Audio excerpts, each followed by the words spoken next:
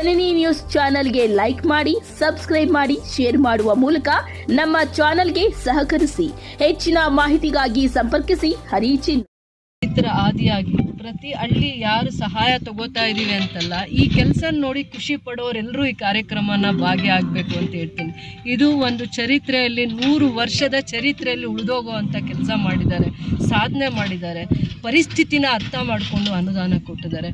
ಯಾರ್ಯಾರಿಗೆ ಈ ಕೆಲಸ ಗೌರವವಾಗಿ ಮಾಡಿದ್ದಾರೆ, ಸರ್ಕಾರ ಮಾಡಿದೆ ಅಥವಾ ನಿಮ್ಮ ಶಾಸಕರು ಮಾಡಿದ್ದಾಳೆ, ಗೌರವವಾಗಿ ನಡ್ಕೊಂಡಿದ್ದಾರೆ ಅಂದರೆ ಈ ಕಾರ್ಯಕ್ರಮಕ್ಕೆ ಭಾಗಿಯಾಗಿ ಅಂತ ನಾನು ಹೇಳಕ್ಕೆ ಇಷ್ಟ. 11 ಗಂಟೆ 12 ಗಂಟೆ ಒಳಗಡೆ ಬರ್ತೀವಿ ಅಂತ ಹೇಳಿದ್ದಾರೆ. ಆ ಇಡೀ ದಿನ ಕಾರ್ಯಕ್ರಮನೇ ಒಳ್ಳೆ. ಅವ್ರು ಬರೋದೇ ನಮ್ಗೊಂದು ಹಬ್ಬ ಅಂತ ನಾನು ಅನ್ಕೊಂತೀನಿ. ಅವ್ರು ಬರೋದೇ ಈ ಥರ ಒಂದು ಒಳ್ಳೆ ನಾಯಕರು ನಮ್ಮ ಕ್ಷೇತ್ರಕ್ಕೆ ಕಾಲಿಡೋದೇ ನನ್ನ ಪುಣ್ಯ ಅಂತ ನಾನು ಭಾವಿಸ್ತೀನಿ. ಯಾರ್ಯಾರು ಇದರ ಫಲ ಅನುಭವಿಸ್ತೀವಿ ಅಂದರೆ ಈ ದಾರಿ ಹೌದಪ್ಪ, ಈ ತಕ್ಕ ಮಟ್ಟಿಗೆ ಇಷ್ಟು ದಿನಗಳಾದಮೇಲೆ ಈ ರಸ್ತೆ ಮಾಡಿದ್ದಾರೆ, ಯೋಗ್ಯವಾಗಿರೋ ರಸ್ತೆ ಮಾಡಿದ್ದಾರೆ, ಕ್ವಾಲಿಟಿ ಕೆಲಸ ಮಾಡಿದ್ದಾರೆ, ಒಳ್ಳೆ ಇಲಾಖೆನ ಕರೆದು ಇದನ್ನು ಕ್ವಾಲಿಟಿ ಟೆಸ್ಟ್ ಮಾಡಿಸಿ ಕೆಲಸ ಮಾಡಿಸಿದ್ದಾರೆ ಅಂತ ಯಾರ್ಯಾರಿಗೆ ಈ ಕೆಲಸದ ಬಗ್ಗೆ ಅಭಿಮಾನ ಗೌರವ ಇದೆ ಎಲ್ಲರೂ ಈ ಕಾರ್ಯಕ್ರಮಕ್ಕೆ ಬರಲಿ ಅಂತ ಆಹ್ವಾನಿಸ್ತೀನಿ. ವಿಶೇಷವಾಗಿ ಮಂತ್ರಿಗಳು ನನಗೆ ಡೇಟ್ ಕೊಟ್ಟಿರುವಂಥದ್ದು ಬರ್ತೀನಿ ಅಂತ.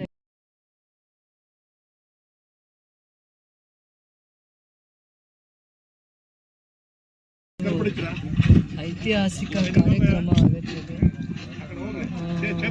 PWD ಮಂತ್ರಿಗಳು, ಲೋಕೋಪಯೋಗಿ ಇಲಾಖೆಯ ಮಂತ್ರಿಗಳು, ಹಿರಿಯರು, ಸತೀಶ್ ಜಾರಕಿಹೊಳಿ ಅವರು ಈ ಕಾರ್ಯಕ್ರಮನ ಉದ್ಘಾಟನೆ ಮಾಡಲಿಕ್ಕೆ ಬರ್ತಾ ಇದ್ದಾರೆ. 40-45 ವರ್ಷಗಳ ಬೇಡಿಕೆ ಆಗಿರುವಂಥ ಒಂದು ಐತಿಹಾಸಿಕ ಬ್ರಿಡ್ಜನ್ನು ಮಾಡೋ ಅಂಥದ್ರಲ್ಲಿ ನನಗೆ ಅನುದಾನವನ್ನು ಕೊಡ್ತಾರೆ. 7 ಕೋಟಿಯಷ್ಟು ಅನುದಾನವನ್ನು ಕೊಡ್ತಾರೆ. ನತ್ತ, ಕಳ್ಳಿಕೊಪ್ಪ, ನಲ್ಲೂರು ಮುಗಿಸ್ಕೊಂಡು 2 ಬ್ರಿಡ್ಜಸ್ಸನ್ನು ಮಾಡೋ ಬೇಡಿಕೆ ಇತ್ತು. ಒಂದು 10ರಿಂದ 15 ಊರುಗಳಿಗೆ ನನ್ನ ಕ್ಷೇತ್ರದಲ್ಲೇ ಸಂಪರ್ಕಕ್ಕೆ ಸಮಸ್ಯೆ ಆಗ್ತಾಯಿತ್ತು. ಮಳೆ ಜಾಸ್ತಿ ಬಂದಾಗ ಓದೋ ಮಕ್ಕಳಿಗೆ, ವಿದ್ಯಾರ್ಥಿಗಳಿಗೆ, ಹಾಸ್ಪಿಟಲ್ಗೆ ಹೋಗಲಿಕ್ಕೆ, ಹಿರಿಯರು, ಯಾರೇ ನಾಗರಿಕರು ಓಡಾಡಲಿಕ್ಕೆ ಸಮಸ್ಯೆ ಆಗಿರೋ ಅಂಥದ್ದು. ಒಂದು 2-3 ತಿಂಗಳು ಈ ರಸ್ತೆ ಬಳಸಬೇಕು ಅಂದರೆ ಪ್ರತಿ ಸತಿ ಬೈಕೊಂಡು ಓಡಾಡಿದ್ದಾರೆ. ಇದು ಒಂದು 30 ವರ್ಷದ ಬೇಡಿಕೆ ಕೂಡ ಆಗಿತ್ತು ಸಾರ್ವಜನಿಕರಲ್ಲಿ. ಮತ್ತು ಈ ಭಾಗದ ಗೊಲ್ಲಹಳ್ಳಿ ಪಂಚಾಯಿತಿ ಇರ್ಬೋದು, ಉಲ್ಕೂರು ಪಂಚಾಯಿತಿ ಇರ್ಬೋದು, ಮತ್ತು ಈ ಕಡೆಯಿಂದ ಮುಳಬಾಗಿಲಿಗೆ ಆ ಕಡೆ ಆವಣಿ ಕಡೆ ಹೋಗೋವಂಥವ್ರಿಗೂ ಈ ರಸ್ತೆ ಮಾರ್ಗ ಬೇಕಾಗಿತ್ತು ಮತ್ತು ಬ್ರಿಡ್ಜ್ನ ಅವಶ್ಯಕತೆ ಜಾಸ್ತಿ ಇತ್ತು. ಈ ಒಂದು ಕಳೆದ 4-5 ವರ್ಷಗಳಿಂದ ಮಳೆ ಜಾಸ್ತಿ ಆದಾಗ ಅನಾನುಕೂಲನೇ ಭಾಳ ಸತಿ ಆಯಿತು. ನಾನು ಕಳೆದ ಸರ್ಕಾರದಲ್ಲಿ ನಾನು ಅನುದಾನದ ಬೇಡಿಕೆ ಇಟ್ಟಾಗ ಕೊಟ್ಟಿರಲಿಲ್ಲ. ಅದಾದಮೇಲೆ ನಮ್ಮ ಸರ್ಕಾರ ಅಧಿಕಾರಕ್ಕೆ ಬಂದಿದ್ದ ತಕ್ಷಣ ನಾನು ಸರ್ಕಾರದ ಮುಂದೆ ಆ ಪ್ರಸ್ತಾವನೆ ಇಟ್ಟಾಗ ಬೇರೆ ಯಾರೇ ಮಂತ್ರಿ ಆಗಿದ್ದರೂ ಕೂಡ ಅನುದಾನ ಕೊಡ್ತಾ ಇರಲಿಲ್ಲ. ಆ ಪರಿಸ್ಥಿತಿ ಇತ್ತು ನಮಗೆ. ಆ ಸಂದರ್ಭದಲ್ಲಿ ನನಗೆ ಕರೆದು ಗೌರವ ಕೊಟ್ಟು, ಇಂಥ ಸಮಸ್ಯೆ ಇದೆ, ಹೆರಿಗೆ ಹೆಣ್ಮಕ್ಳನ್ನ ನಾನು ಏನಾದರೂ ಎಮರ್ಜೆನ್ಸಿ ಇದ್ದರೆ ಒಂದು ಆಟೋ ಬರಲ್ಲ, ಆ್ಯಂಬುಲೆನ್ಸ್ ಬರಲ್ಲ, ಇಂಥ ಸಮಸ್ಯೆ ಇರುವಂಥ ಜಾಗಕ್ಕೆ ಹೇಗಾದರೂ ಮಾಡಿ ಅನುದಾನ ಕೊಡಿ ಅಂದರೆ ಸದನದಲ್ಲಿ ಅವರು ಆ ಮಾತನ್ನ ಕೇಳಿಸ್ಕೊಂಡ್ಮೇಲೆ ಅದರಲ್ಲಿ ಬರೆದ್ರು. ಅದಾದಮೇಲೆ ತುಂಬ ಕಷ್ಟ ಆಯಿತು ಅನುದಾನ ಅವ್ರು ಮಾಡಲಿಕ್ಕೆ. ಮಾತು ಕೊಟ್ಟಿದ್ದೀನಿ, ಅವ್ರಿಗೇನೋ ಸಮಸ್ಯೆ ಇರೋದಕ್ಕೆ ಆ ಹೆಣ್ಮಗು ಆ ಕೆಲಸನ ಪರ್ಟಿಕ್ಯುಲರಾಗಿ ಕೇಳ್ತಾ ಇದ್ದಾರೆ ಅಂತ. ಮತ್ತು ಊರುಗಳಲ್ಲೂ ನಾನು ಮಾತು ಕೊಟ್ಟಿದ್ದೆ, ಇದನ್ನು ಕ್ವಾಲಿಟಿ ವರ್ಕ್ ಮಾಡಿಸ್ತೀನಿ, ಇಂಥದ್ದೇ ಅನುದಾನದಲ್ಲಿ ಮಾಡಿಸ್ತೀನಿ, ಕಡಿಮೆ ಅನುದಾನ ಯಾವುದೂ ತರಲ್ಲ, 2 ಕಡೆ ಮಾಡಿಸ್ತೀನಿ, ಒಂದು ಕೆಲಸ ಅಥವಾ ಅರ್ಧಂಬರ್ಧ ಕೆಲಸ ಮಾಡಿ ಬಿಡಲ್ಲ ಅಂತ.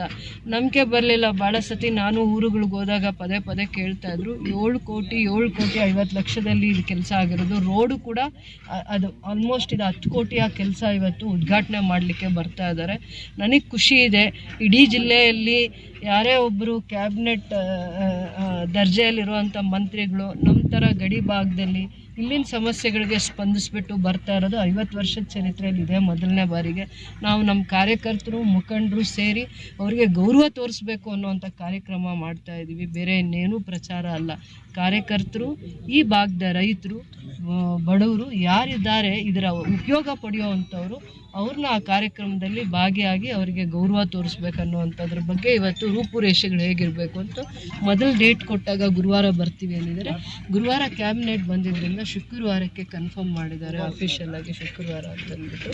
ಇದು ಬೇತ್ಮಂಗ್ಲ ಕೆರೆಯಲ್ಲಿ ಎಷ್ಟೋ ವರ್ಷಗಳಾದಮೇಲೆ ಇದು ಒಂದು ಐತಿಹಾಸಿಕ ಕಾರ್ಯಕ್ರಮ ಮಾಡ್ತಾ ಇದ್ದೀವಿ. ಬೇತ್ಮಂಗ್ಲ ಕೆರೆ ಹೂಳು ತೆಗೆದ ಮೇಲೆ ನಾನು ಖಂಡಿತ ಇಲ್ಲೊಂದು ಕಾರ್ಯಕ್ರಮ ಮಾಡಬೇಕು ಅಂತ ಕನಸು ಕಟ್ಟಿದ್ದೆ. ಆದರೆ ಮಾಡೋಕ್ಕಾಗಿರಲಿಲ್ಲ. ಹೂಳೆಲ್ಲ ತೆಗೆದ್ವಿ, ಮಳೆ ಬಂತು, ಆಮೇಲೆ ಏನೇನೋ ಕಾರಣಗಳಿಂದ ನಾವಿಲ್ಲಿ ಕಾರ್ಯಕ್ರಮನೇ ಮಾಡೋಕ್ಕಾಗಿರಲಿಲ್ಲ. ಇದು ಈ ರೀತಿ ಒಂದು ಕಾರ್ಯಕ್ರಮ ಮಾಡೋದಕ್ಕೆ ಅವಕಾಶ ದೇವರು ಕೊಡ್ತಾರೆ ಅನ್ನೋವಂಥದ್ದನ್ನು ನನಗೆ ಗೊತ್ತಿರಲಿಲ್ಲ.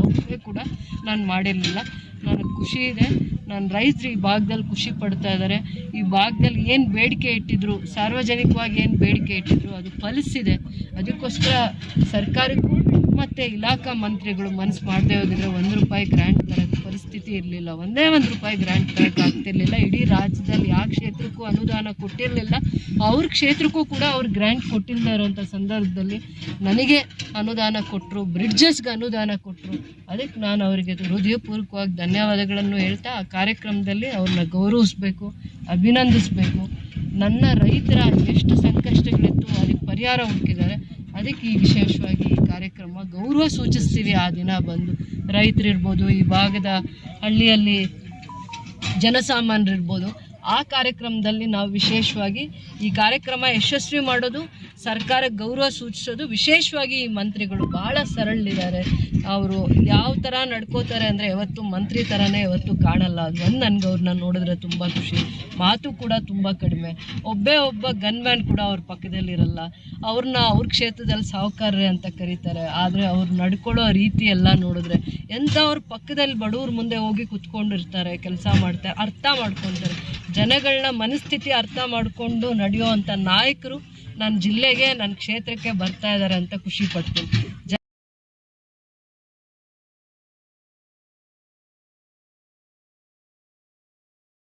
ಜನನಿ ನ್ಯೂಸ್ಗೆ ಸ್ವಾಗತ. ಈ ಒಂದು ಮಾಹಿತಿ ನಿಮಗೆ ಇಷ್ಟ ಆದಲ್ಲಿ ದಯವಿಟ್ಟು ಲೈಕ್ ಮಾಡಿ, ಶೇರ್ ಮಾಡಿ, ಕಾಮೆಂಟ್ ಮಾಡಿ ತಿಳಿಸಿ. ಮುಂದಿನ ವಿಡಿಯೋ ನೋಟಿಫಿಕೇಶನ್ ನಿಮಗೆ ಬರಬೇಕು ಅಂದರೆ ಬೆಲ್ ಬಟನ್ ಅನ್ನು ಕ್ಲಿಕ್ ಮಾಡಿ.